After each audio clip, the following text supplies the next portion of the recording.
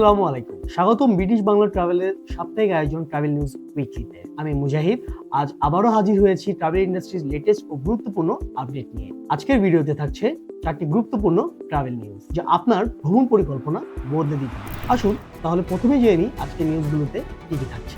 ঢাকায় আজারবাইজান দূতাবাস খোলার ঘোষণা। হজ যাত্রীদের টিকিটের ট্যাক্স প্রত্যাহার করলো ইন্ডিয়া। বাংলাদেশিদের জন্য রোমানিয়ার ভিসা আবেদনের নতুন নির্দেশনা। বাংলাদেশে হান এয়ারের আনুষ্ঠানিক যাত্রা, টিকিটিং সেবায় নতুন সম্ভাবনা। বিস্তারিত শুরু করছি আজকের প্রথম নিউজ দিয়ে। বাংলাদেশ আজারবাইজান দ্বিপাক্ষিক সম্পর্ককে নতুন উচ্চতায় নিয়ে যেতে ঢাকায় দূতাবাস স্থাপনের অনুমোদন দিয়েছে আজারবাইজান সরকার। আজারবাইজানের নন রেসিডেন্ট রাষ্ট্রদূত এলচেন হোসেনলি জানিয়েছেন, বাংলাদেশের আসন্ন সাধারণ নির্বাচনের পর রাজধানী ঢাকায় আজারবাইজানের দূতাবাস খোলার প্রক্রিয়া চলছে। প্রধান উপদেষ্টা গত নভেম্বরে আজারবাইজানের প্রেসিডেন্ট আলিয়েভের কাছে অনুরোধ করার পরিপ্রেক্ষিতেই এই দূতাবাস খোলার উদ্যোগ বাস্তবায়িত হচ্ছে। বর্তমানে আজারবাইজানের ভিসা পাওয়ার জন্য বাংলাদেশিদেরকে ভারতে যেতে হবে। দূতাবাস খোলার ফলে বাংলাদেশের নাগরিকগণ ঢাকাতেই ভিসা প্রক্রিয়া সম্পন্ন করতে পারবেন। এতে দুই দেশের মধ্যে বাণিজ্যিক, জ্বালানি এবং অর্থনৈতিক সহযোগিতা আরো জোরদার হবে।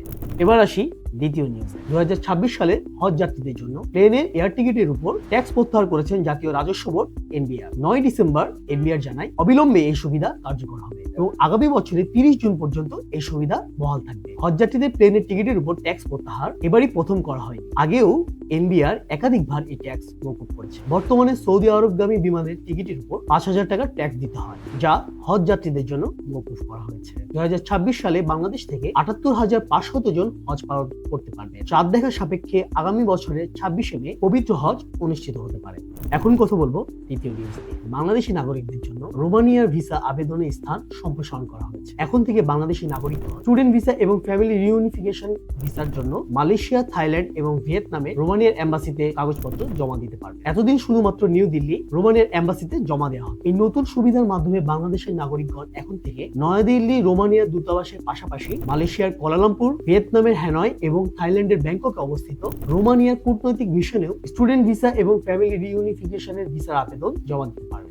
এবার আসি আজকের সর্বশেষ নিউজ। গ্লোবাল ডিস্ট্রিবিউশন কোম্পানি হান এয়ার আনুষ্ঠানিকভাবে বাংলাদেশের বাজারে, যা স্থানীয় ট্রাভেল এজেন্সিগুলোর জন্য বিশ্বব্যাপী টিকিটিং সেবায় একটি নতুন সম্ভাবনা তৈরি হয়েছে। ইন্টারলাইন এবং ডিস্ট্রিবিউশন সলিউশনের জন্য পরিচিত এই জার্মানি সংস্থাটি মাত্র 1 মাস আগে বাংলাদেশ বিএসপিতে এর কার্যক্রম শুরু করেছে এবং ইতিমধ্যে এই ট্রাভেল ট্রেডে সক্রিয়ভাবে যুক্ত আছে। ঢাকার একটি নেটওয়ার্কিং ইভেন্টে হান এয়ারের regional vice president Bharat Kapoor বলেন, বাংলাদেশ আমাদের জন্য সম্ভাবনার দেশ। তিনি জানান, হান এয়ারের মূল ব্যবসা হলো ইন্টারলাইনিং, যা এজেন্সিগুলোকে এমন এয়ারলাইন্সের টিকিট ইস্যু করতে সক্ষম করে যেগুলো স্থানীয় বিএসপিতে নেই। হান এয়ারের মাধ্যমে এজেন্সিগুলো 350টিরও বেশি পার্টনার এয়ারলাইন্সের পাশাপাশি 100টিরও বেশি নন জিডিএস এয়ারলাইন্সের টিকিট ইস্যু করতে পারবে। বাংলাদেশের এভিয়েশন খাতে সম্প্রসারণের সঙ্গে হান এয়ারের প্রবেশ স্থানীয় এজেন্সি ও যাত্রীদের জন্য আন্তর্জাতিক ভ্রমণের নতুন দিগন্ত উন্মোচন করবে বলে আশা প্রকাশ করেন সংস্থাটি। আজকের ট্রাভেল নিউজ উইকলির পর্ব এখানে শেষ করছি।